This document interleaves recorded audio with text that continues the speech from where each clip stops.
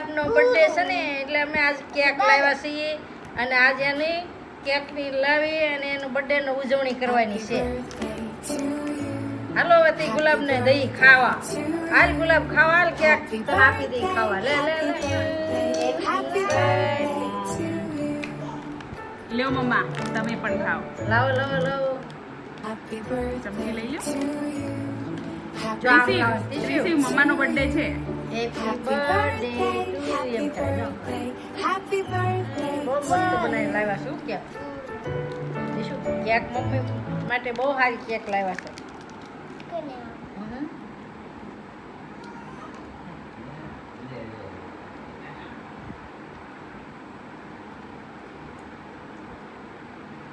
Chocolate છે. Chocolate cake છે બહુ મસ્ત. સરસ છે ને મમ્મી? બહુ સરસ છે.